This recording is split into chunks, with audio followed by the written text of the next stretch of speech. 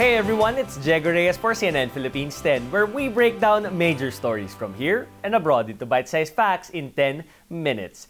Preparations for the annual Sinulog Grand Parade in Cebu are in full swing. At least 3,500 combined security personnel from the PNP, AFP, BFP, and Coast Guard have been deployed for the events related to Sinulog festivities, leading to the Grand Parade on January 21st. Local police are on high alert and ready with security preparations for major parades and solemn procession, expecting thousands in attendance. Cebu City has already established all the necessary security preparations, but still continuously planning because as we go along, there are things that needs to be addressed.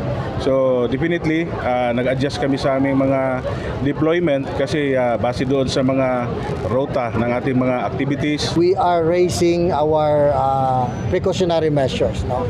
So we do not discount any possibility, but we do not have any monitored trends. Authorities also announced that there will be no shutdown of mobile phone signals in all events. Cebu City Mayor Michael Rama says this year's Sinulog Festival will be themed Sinulog sa Sugbo, Philippines 2024, explaining that the Santo Niño is not just venerated in Cebu and it belongs to the Philippines. The local chief executive is also hands-on in the preparations. The Basilica Minor del Santo Niño is also readying 15,000 civilian volunteers to help in security and emergencies during Novena Masses, fluvial procession, and the solemn procession.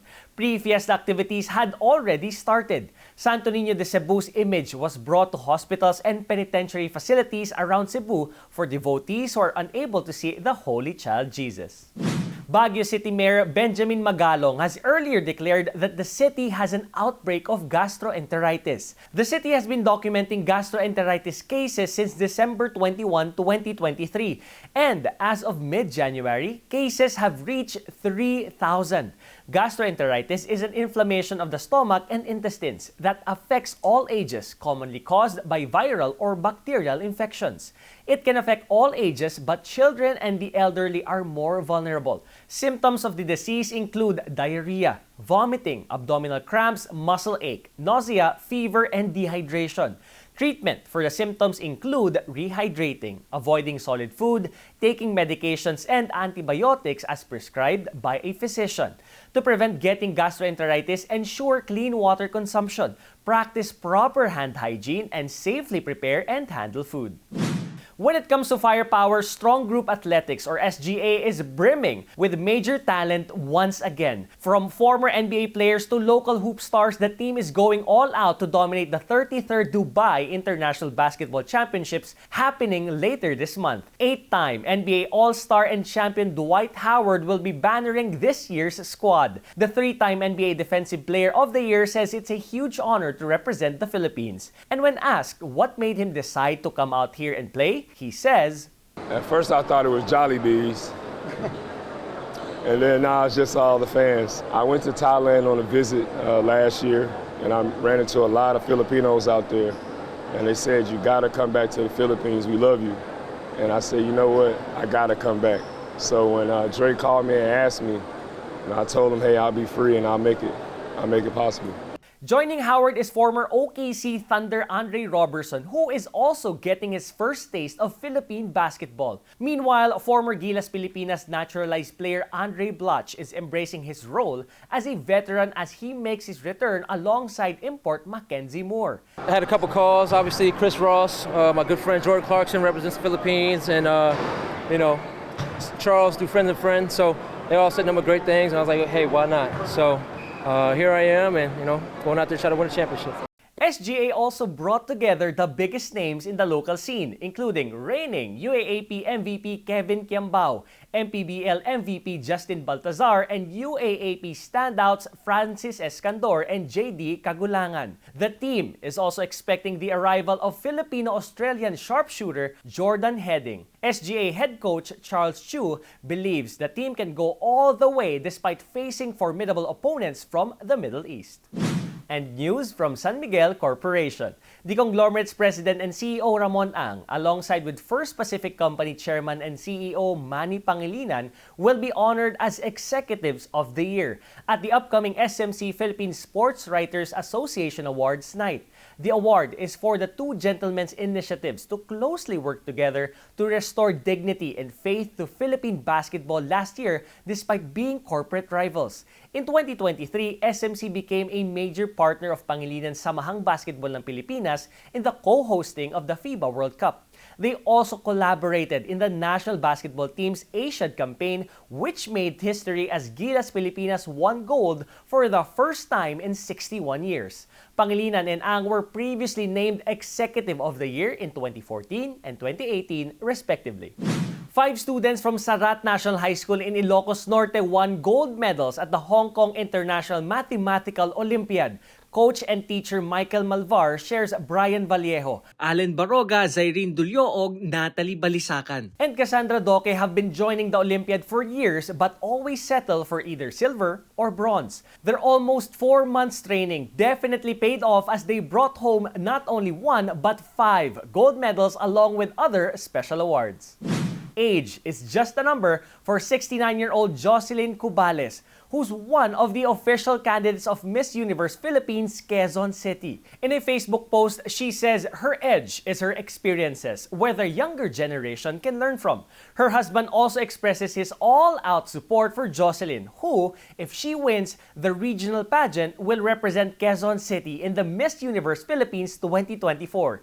In 2017, she also joined Mrs. Universe and won the special award Mother of the Universe.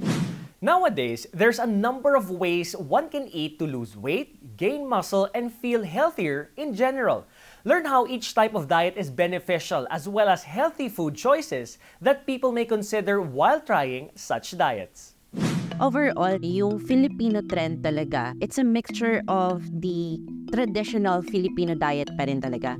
Pero nandun din yung shift to a health conscious, andun pa rin yung cultural aspect or influence when it comes to the Filipino diet and then the global trends. So it's a mixture of being health conscious at the same time, minding what might work for them in trying to reach their goals, no, in their health. With the current trends right now, no, it's more of the keto diet, the intermittent fasting, which is not actually a diet, but it's more of nutrient meal timing, when you eat rather than what you eat, and also plant-based diet. Consult a healthcare professional, especially registered nutritionist, dietitian, and then also consult with your physician para din ma-recommend tayo to the proper healthcare provider, and then focus on nutrient-dense foods rather than over-restrictive diet. And again, never ever ignore nutrition deficiency. Production for the 5th and the final installment of hit Netflix original Stranger Things has finally kicked off. This after the original May 2023 start was pushed back. A release date has yet to be announced. While the Stranger Things story is coming to a close, the Upside Down universe will continue. The story lives on through a live spin-off and a stage play set within the Stranger Things world, which the production company of show creators, the Duffer Brothers, has started working on. Filipino drag queen Marina Summers will represent the Philippines in the 2nd season of RuPaul's Drag Race UK versus the World. In the social media announcement, Marina dons a royal blue mermaid gown inspired by Miss Universe 2015 Pia Wurtzbach's winning look. It was made by Albert Andrada, who also designed Pia's gown. Marina is the only Asian and the first to represent the Philippines in the competition. In 2022, she was the runner-up during Drag Race Philippines Season 1. And now for our 10-second trivia. What is the oldest festival in the Philippines? Ati-atihan, tinagyang, maskara, or panagbenga?